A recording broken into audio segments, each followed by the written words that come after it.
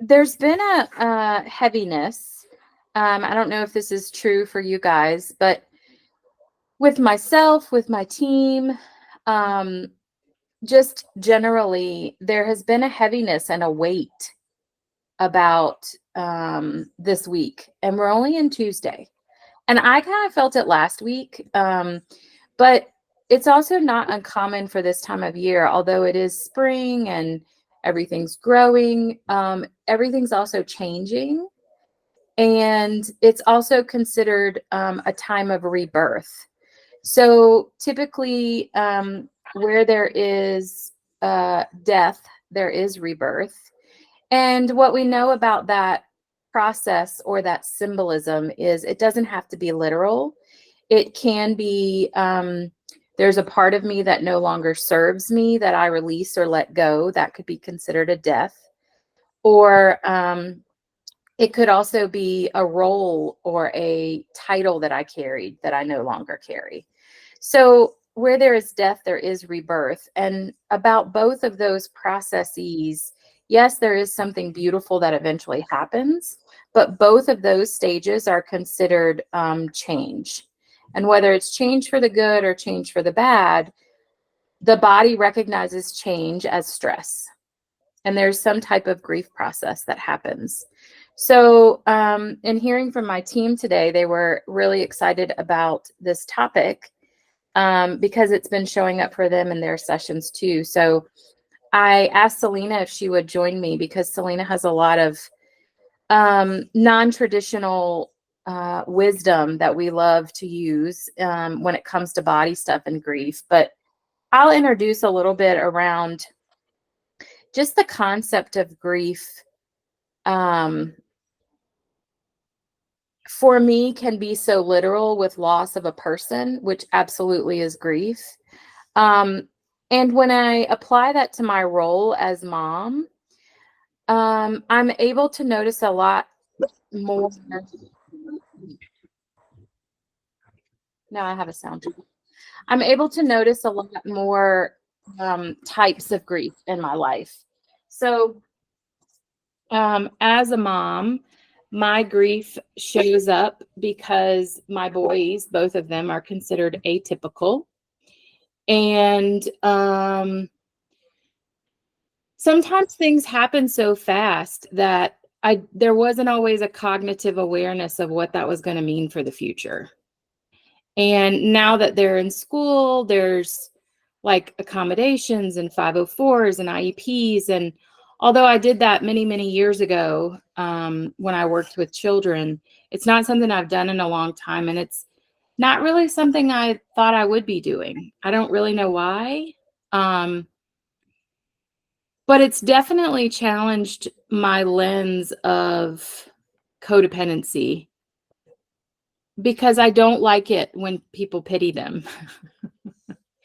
But what I notice about my grief is sometimes I want to deny it. Sometimes I want to deny what's right in front of me, or sometimes I want to deny that anything is needed or that I need anything. And what I talk about frequently in our other group is sometimes mommying is hard, and sometimes I do work because it's easier. I avoid. Work is easy for me. It's fun for me. It's enjoyable for me. I feel very lucky that I get to say that too. And sometimes being a mommy is really, really hard, and I don't always know what to do. My grief takes over and I want to avoid, so I numb with work. When we talk about grief, Celena's going to talk about where it shows up in the body, but there's different ways that grief shows up, but there's also grief that's happening in the current moment and complex grief, which is looking towards how it's going to affect our lives in the future. And grief can happen from change in jobs. Grief could happen from a medical condition diagnosis. Grief can happen from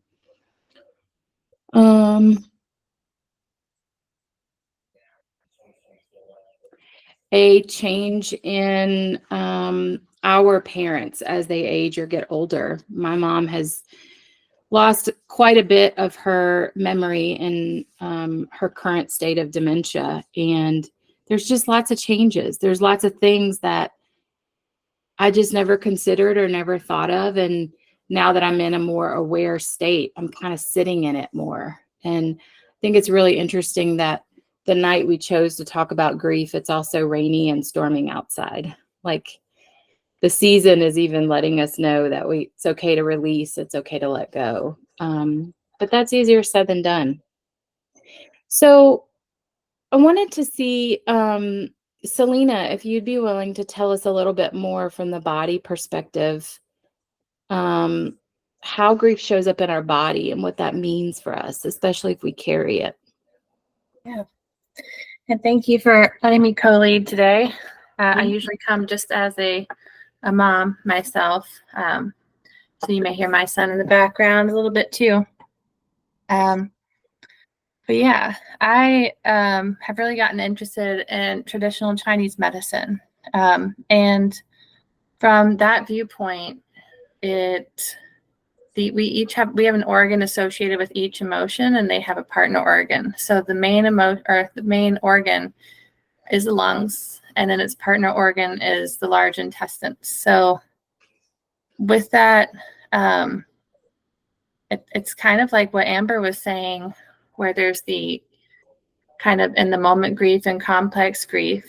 And so if grief is there more so in the moment, it can show up a lot like shallow breathing, not being able to get a deep breath, congestion, even like runny nose, sneezing, and then also on an emotional side, feeling melancholic, depression. And with the large intestines, that looks more like constipation, abdominal pain. It can even affect tension in the neck, shoulders, and jaw. Those are all associated with the large intestines too. And so there can be a lot of tension held in those particular areas. And then kind of when it's complex or it's chronic for a long time, just thinking about like on a physiological sense, if we're not getting a lot of deep breaths and it's a lot of shallow breaths for a long period of time, the body's not getting a lot of oxygen.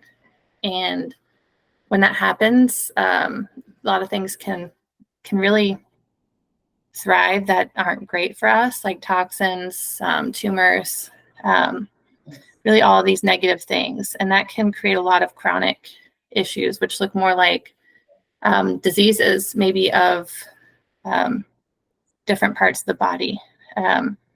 More things like all the itises, so like long-term inflammation of the lungs, like bronchiolitis, bronchitis, but even more so than that. And so really it affects a lot of different parts of the body. And a way I like to think of it too is grief. And this is even with like traditional Chinese medicine. Grief kind of is hanging around like a mist all around us until it's broken up somehow, like through tears or something. And so grief feels very heavy. And I think that's why a lot of times it can be felt in like the shoulders and the jaw. It's just this very, heavy feeling. Also with like the breathlessness and not being able to get a really deep breath. So that's kind of how it can show up somatically, at least from that perspective, a traditional Chinese medicine perspective. And just personally, I feel like that speaks to me. I was actually just reading up on this before coming on here and just thinking about how it showed up in my own life. And I think about when I thought I was on my recovery journey, but I wasn't quite yet, not really. And I had a lot of grief, experienced a lot of grief of different kinds, just like chronic pain, loss of mobility, and all these different symptoms kept coming up. And one of them was like a chest pain and like that feeling of not being able to catch a deep breath for a long time. And so it makes a lot of sense that it kind of just sits there to me, just on a personal level as well. Yeah. Thank you, Celena. It's always fascinating to me how the older forms of healing um, say a lot of the same things. Because in shamanism, it's very similar. It's grief is stored or held in the lungs. And the way that that is released is through expressing it, right? Emotions are just energy in motion. And so the way that release it is any way that our body can release it, through tears, through snot, through whatever. And I know in a lot of my processes, I still do this. There's something about crying. It has to be the right moment and the right time. And what I'm doing is I'm holding it. And then it makes a lot of sense why it gets harder and harder to let it go. Um, Thank you for sharing all that. It's fascinating to me. Mm-hmm. Yeah, and even on that note, that's why lung and large intestine seems like a weird pairing. But the reason they both are associated with grief is because they're both, as organs, associated with letting go. Yeah. The lungs are like our first defense for pathogens and things like that.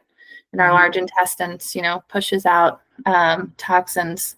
So they're both kind of letting go in a physiological sense of things, but also emotionally speaking. Yeah.